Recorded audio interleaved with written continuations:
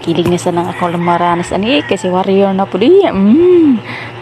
Nice ko lang din ikaw ang pasalamatan no kasi andyan ikaw magdulod sa akin charot. Kayo ni Daddy.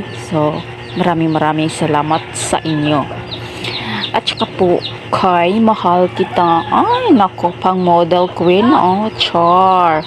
Ganyan talaga pag in love babu. So especially din kay Magda na andyan siya lagi no. Miss na kita sobra dahil hindi na ako nakikipagmarites sa iyo at sa akin. At saka naman no kay Sender Queen Marivec Enriquez, kailangan ko talaga siya itong kakaibaganin no kasi pag hindi ko ito kakaibaganin baka hindi ako masindan. Nako talaga kailangan ko talaga BBM I love you. At saka naman no yung laging nagsasanaol ngayon kita naman ang mapapasanaol sa kanila. So kay Banana Girl na tahimik lang. So dahil din sa inyong dalawa may panahon din na nanalo ako. Maraming salamat no. At saka kay Sis Marns, diba kung hindi dahil sa mga kagrupo ni Madam Watataps, so para kumbaga hindi ako nabihisan o ganon o diba ganon lang diba. So dahil nakapunta po si Madam Watataps ang babaeng alitap-tap na hindi kasama ang kanyang diwata, siya po ay nakagala sa pa-live or pa-grand LSD mahal kita pero siya po ay lit na char. Ganon pa man ako po ay natuto at ikaw po ay naka-attend sa attend dyan no. So masaya pa rin kami na nakikita na ikaw ay masaya at nakagala na rin, diba? Diba?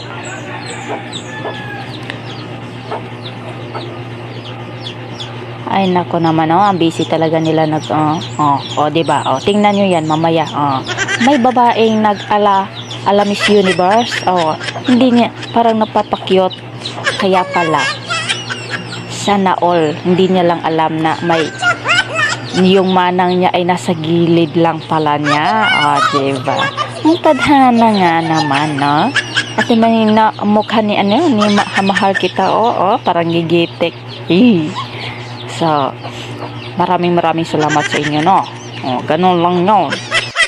Di talaga ako gagamit ng background, no? Baka mai-upload ito sa YouTube, no? At para hindi ito ma-copyright or copyright si Madam Watataps. Ay, ganun. Happy yarn, ganon. Sige pakyat pa si Banana Girl. Ganon. Yung ayan ang saya nila. Diba? Ang saya nila, diba? Pati yung pagsasalita ko nagkasinapid na. Ano yung ginagawa mo, Banana Girl? Nanghimuta ka na ba? O inaantok ka na? Ang ganon, ano ba itong mga pinagsasabi ko? Ay, para akong nasa host ng liga. Ayun, praktisin ko kayo. Rebound to. Rebound to. Miss Hogotira na nag-message sa kanyang palalab. Ganon. At siya po ay tumatawa. At saka, rebound to Madam Watataps. Siya po ay nagugutom. Ganon. Ano ba yung mga ginagawa nyo? Para na kayong nasa Miss Universe niya, di ba? Anong kinakati-kati mo dyan, Mahal kita, May kuto ba na umaambak dyan sa liig mo? Ganon. Ano ba itong mga pinagsasabi ko, Ayan na, nagmamaritis na sila. Ano kayong mga mga meeting nila dyan, Ano yung bibig mo, Mahal kita. Ano yan? Kakain ka na ba? O nagugutom ka ng Jollibee? mga silingan paminaw mo. Maudi ay nga wala nakabalo ang Ukraine nga lusubon sila anang adlaw sa Russia kay wala di ay marites dito sa ilang lugar. O maunay naka-advantage diri sa Pilipinas nga daghan tag marites, dali ra mapasa ang mga information dito sa mga kasilinganan, makapangandam ta kung lusubon ta.